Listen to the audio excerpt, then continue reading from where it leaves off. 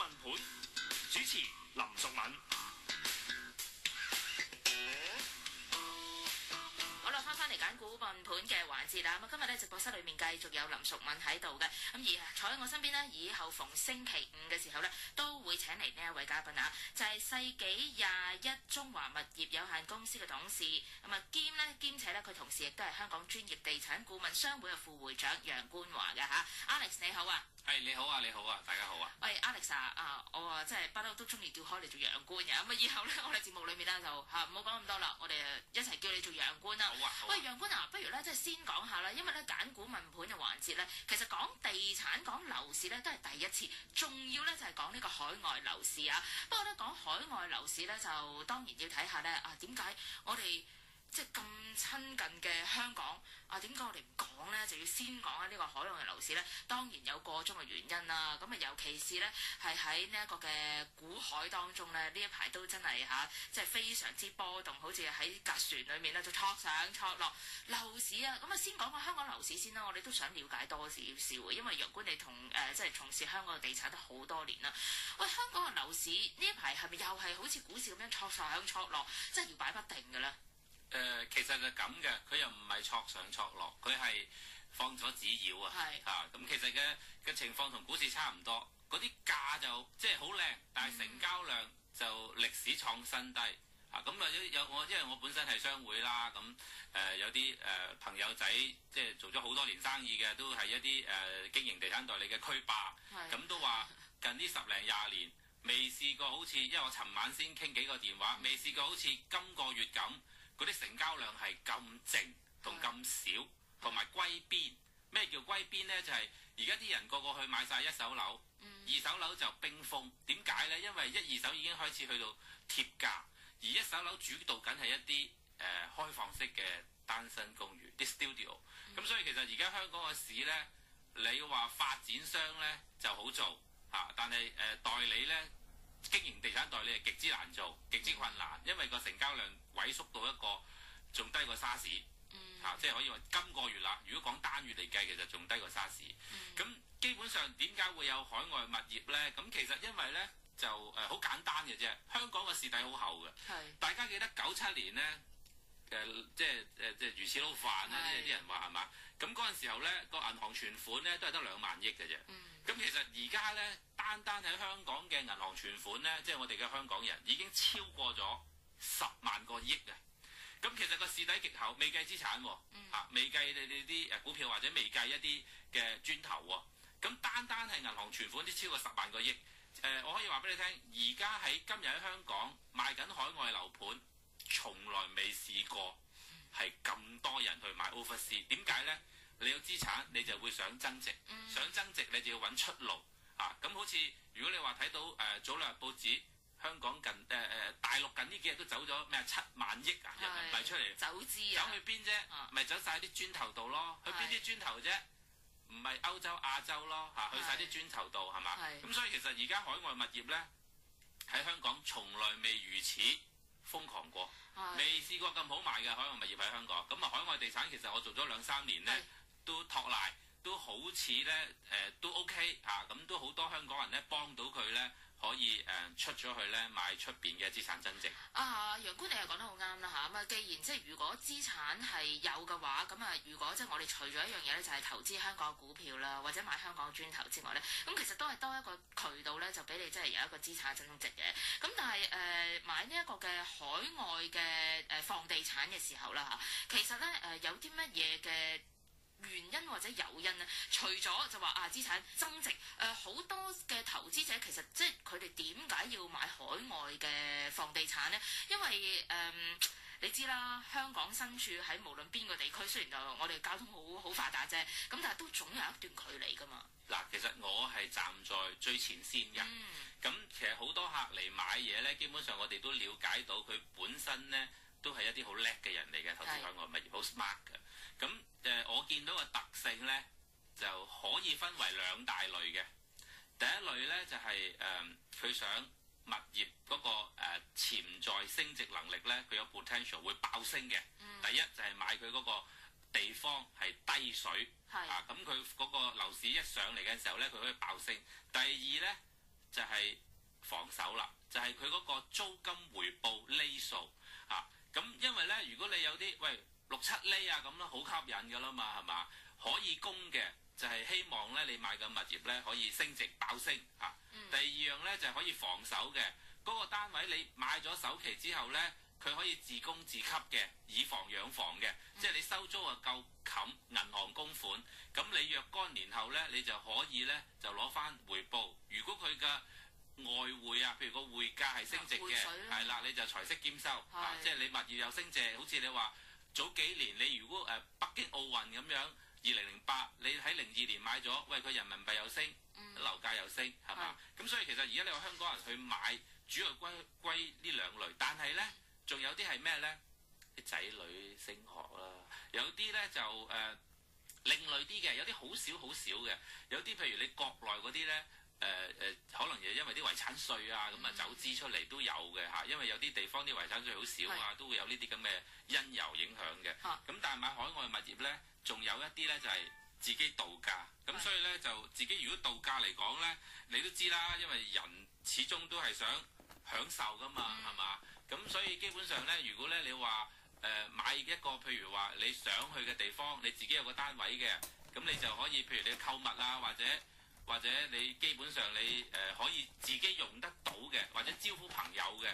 不如咁樣啦，講下啦，講咗即係有好多誘因咧，點解尤其是啲投資者咧會去買呢個海外房地產啊？咁但係我哋即係好似我頭先咁講啦，始終我哋仲要去注意啲乜嘢，即係或者個風險又喺邊度咧？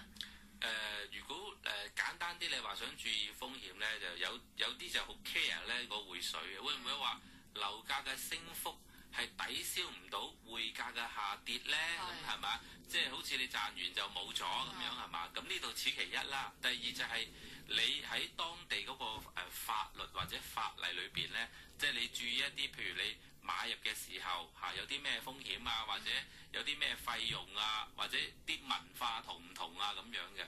咁即係好簡單啦，我講啲少例子啦。即係你如果你話買嘅時候咧。基本上你要留意下嗰個買入成本，同埋香港咧就有啲 BSD 啊，買家印花稅啊咁你去海外物業嘅時候，你當然你都要睇下有冇呢啲咁嘅情況啦。咁我哋通常係俾一啲冇呢啲額外嘅稅金啊，或者額外嘅買入成本咧，通常嗰啲地方我哋就會推介嘅咁樣。咁如果你話咧特別要注意咧，就係一啲當地嘅法例啦即係。譬如你話授權去買，因為你記住買海外物業咧有兩個情況發生嘅，因為你始終係隔山買牛啊嘛，咁會唔會俾人賣豬仔咧？係呢樣投資者最驚。係啦，即係你呢一樣嘢咧就要溫馨提示啦，咁樣。咁所以你話而家嚟講咧，你話買海外物業咧，最緊要咧，你就係評估自己嘅財政能力。你用閒錢去買。你千祈唔好咧，係我諗住短炒嘅喎，今日買咗3-4個月後賣翻出嚟唔得㗎，你買海外咪要被套牢嘅。點解咧？因為我哋係建議用一個中長線嘅角度去持有㗎嘛，即係你我當你好叻啦，沙士買咗樓啦，03年，你04年就升咗1成就走咗啦，咁你有咩用啫？你享受唔到嗰個物業嗰個最美味嘅升幅啊嘛，係嘛？咁所以你基本上咧買海外物業咧，一定要中長線持有，切忌短炒。尤其是咧，即係好多人咧都會咁講嘅，即係其實咧投資房地產啦，或者係投資股票咧，其實都係兩種唔同嘅心態，兩種唔同嘅策略嚟㗎嘛，大家咧一定要注意啊！轉頭翻嚟咧，真係要問阿楊官啊，既然咧我哋已經知道誘因係點啦，風險係點啦，下一次翻嚟同我哋尋下寶，到底有啲咩海外嘅房地產咧，或者係地區咧，我哋可以留意一下。所以就我想問下你咧，叫個廣西古董生活智慧 FM 102.4至106.3，新城財經台。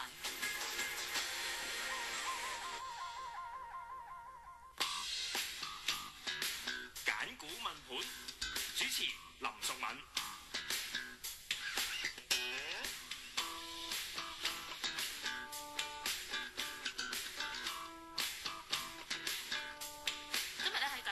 嘅環節裏面咧，咁繼續請嚟有世紀21中華物業有限公司嘅董事，咁啊兼且咧佢同時亦都係香港專業地產顧問商會嘅副會長楊官華。楊官你好。你好啊，你好啊。楊官我哋不如咧就上節咧我哋已經講咗好多誘因咧，點解會即係要投資呢一個嘅海外嘅房地產啊？不過同時咧，大家記住咧就要留意嗰個風險，好似係楊官咁講啦。第一就要睇個注碼，即係自己咧有限錢先好去買。第二樣嘢咧就記住係中長線嘅角度咧，就呢一個心態咧去作為一個投資啊。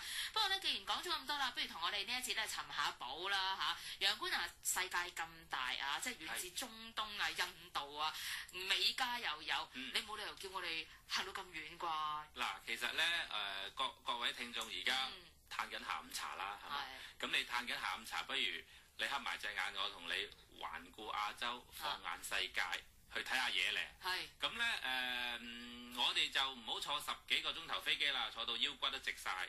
美加歐洲嗰啲我哋唔開字，我哋今日咧主要講亞洲先，好唔好啊？好。咁我哋亞洲尋寶咧，我哋有一個掘金嘅旅程喎。咪先，我哋要坐幾個鐘頭飛機先第一站。我哋希望喺4個鐘頭以內嘅射程範圍啊。咁咧基本上咧就我哋睇到電影啊。恰一恰就到㗎啦。咁我哋而家去亞洲尋寶咧，就揾一啲含金量高啲嘅嘢嚟買下咯喎，好唔好啊？咁講到含金量咧，我哋當然要睇匯價啦、匯水啦，同埋要睇下嗰個地方係咪先進國家、發達城市啦，係嘛？即係你唔會買啲第三世界落後國家㗎嘛。好啦，咁我哋而家去尋寶咧，就我可以用我個人自己嘅觀點啊，我覺得喺亞洲暫時咧係處於低水、匯價又筍嘅地方咧。係有日本啦，有馬來西亞啦，咁呢啲咁嘅地方嘅，咁即刻咧我哋就黑埋隻眼，一飛咧就飛去我哋新加坡嘅上邊，馬來西亞，因為馬來西亞基本上咧得3笪地方值得投資嘅啫。第一笪咧就係吉隆坡，吉隆坡你知啦，雙子塔啦。第二笪地方就係馬六甲，馬六甲係乜嘢咧？馬六甲就係你想當年咧就係鄭和下西洋嘅時候馬六甲。第三笪地方係怡保啊，咁我哋主力咧就講翻吉隆坡，因為馬來西亞咧我哋停留咗喺以前咧周潤發同劉德華嗰套精裝嗰度追佢仔啊，俾人哋賣豬仔啊，記唔記得啊？俾人賣豬仔去咗馬來西亞，淨係得嗰啲高腳屋啊、椰樹啊，好多蚊啊。係啊，馬來西亞俾人哋嘅感覺就係好熱帶雨林㗎，係咯。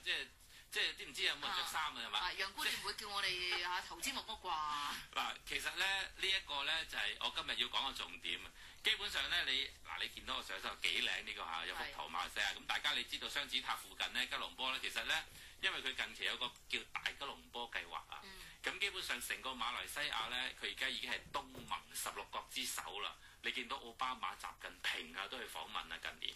咁同埋佢有個叫一路一帶嘅計劃咧，就係好犀利啊條大血管啊！佢喺中國嘅昆明就會落去咧，經泰國再落去吉隆坡，再落去咧。就新加坡，咁基本上呢一條高鐵咧已經係拍咗班落實㗎啦。咁最新嘅消息，因為我啱啱喺馬來西亞翻嚟啊，即係我同扎朋友仔去啊，湯博士啊、黃拔啊咁嗰啲都一齊去玩得好開心。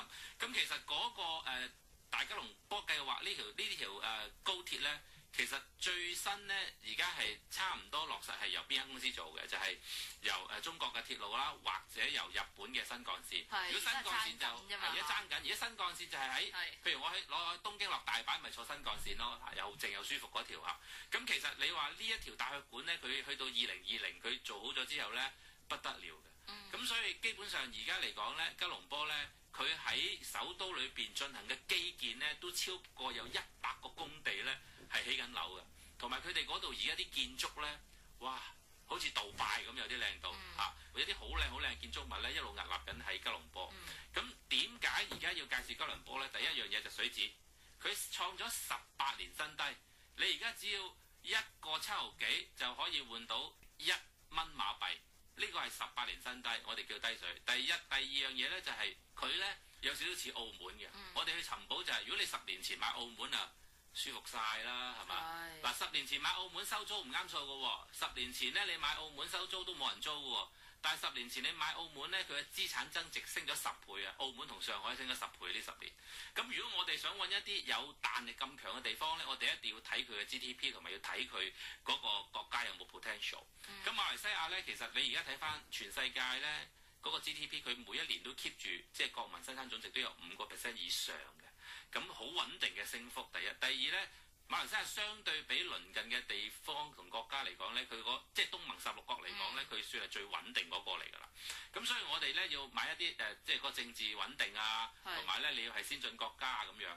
咁基本上咧，你而家喺馬來西亞佢係一個旅遊城市嚟嘅嚇，佢除咗佢天然資源好豐富㗎喎。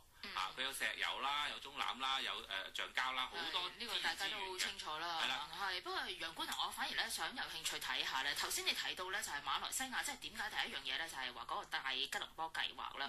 當中咧就嗰條鐵路，即係你頭先所講嘅大血管。其實如果我哋即係投資唔理香港又好啦嚇，或者係海外房地產都好，其實個交通係咪都幾重要一個元素嚟嘅咧？其實咧全世界都係要交通，即係好似。你譬如講到高鐵咁犀利，就係因為你高鐵到嘅地方或者地鐵到嘅地方，你嗰啲樓價升啦。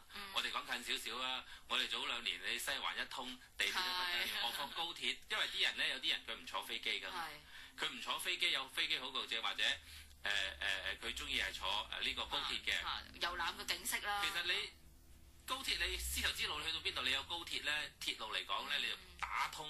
呢個任督二脈去到邊度咧？嗰度都會物價會上漲嚇，磚頭會升值。咁我哋講翻，如果你話海外物業啦，即係你話而家馬來西亞其實而家唔同晒㗎啦，同以前，尤其是呢幾年，因為馬來西亞佢本身咧佢有一樣嘢做得幾好啊，佢行政中心咧就搬晒去太子港嚇。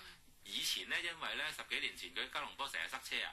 咁基本商業區同埋呢個行政區係分隔開嘅，咁佢呢個計劃幾好，咁城市規劃嗰方面呢，佢可以疏導你啲人流。咁喺物業角度嚟講呢，因為而家呢好得意喎，喺吉隆坡呢，我認識啊，我做咗一啲調查呢，嗰啲華人呢，30歲以上嗰啲呢，通常都持有1層樓或者以上嘅喎。佢哋有個置業嘅風氣，唔知係咪中國人啲傳統啦？都係中意買磚頭。係啦，咁同埋佢。基本上咧喺嗰度嚟講咧，因為我哋尋寶之餘，我哋都要考慮翻，譬如去旅遊啊，或者去飲食嗰啲嘢啱唔啱噶嘛？因為吉隆坡咧，你基本上講廣東話啊，或者講普通話咧，就可以打橫行噶咯喎。你唔需要識其他語言噶喎。咁呢一個係一個優勢啦，同埋你中文字都好親切嘅。嗰度係有中文字嘅，全部即係你基本上你講華人你就。OK 晒㗎啦，咁至於你話喺嗰度嚟買咧，我哋都係尋下低水啊，即係發掘到10年前嘅香港、10年前嘅澳門嗰啲樓價，因為其實講緊嗰度講咁耐都未講啲價錢，都1000零蚊一尺嘅啫嚇。咁基本上咧，同埋嗰個概念好唔同，香港咧細單位就好似500-600尺。係。